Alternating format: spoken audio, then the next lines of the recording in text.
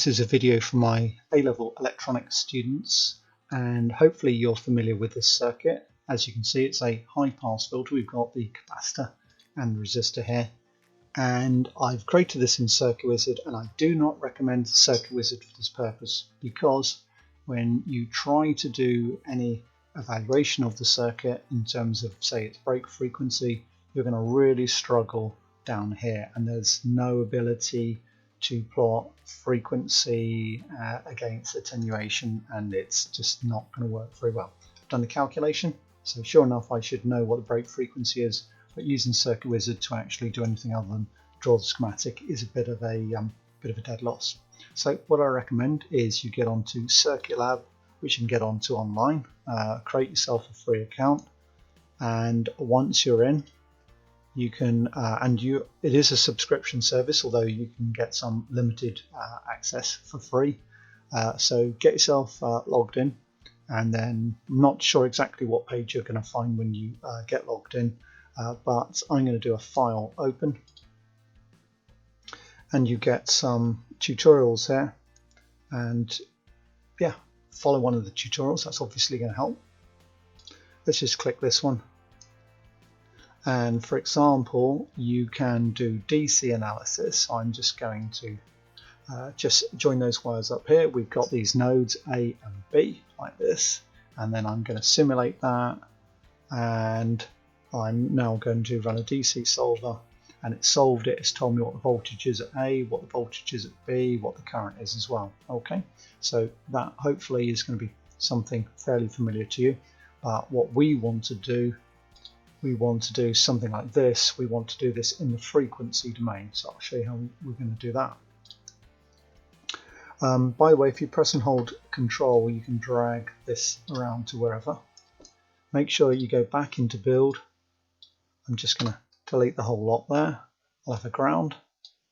I'll have a function generator. You can double click it, you can change the frequency and wave shape, but you don't need to worry about frequency, because we're going to get the simulation to sweep through a range of frequencies anyway. And so let's do that. High pass filter, select on a capacitor in first, R to rotate. It's not Control R, it's just R. If you want the shortcuts, all the shortcuts are there. So like that. Let's have a resistor. It's the American symbol for resistor, not that should cause any problem.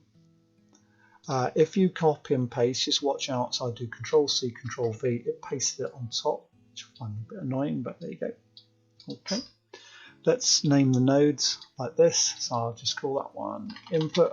Whoops, input. You can call them anything you like. Let's name that one.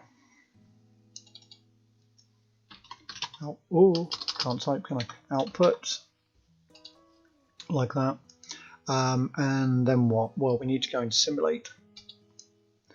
By the way, the values, I mean, they're pretty intuitive to change them. Just double click them. Okay. Now we want to simulate it, so we click simulate, and we don't want to do a DC simulation this time because we want to sweep it through a range of frequencies. So let's go frequency domain. And we need to specify an input, and it's given us an example of V1. Click there. Let's click V2 because that's our input, and then we can specify what frequency we want to sweep this through. So ignore the 1 kHz. It's actually going to sweep from 1 Hz through to whatever we specify at the end. Outputs, currently we haven't got anything listed. It says add expression, so click,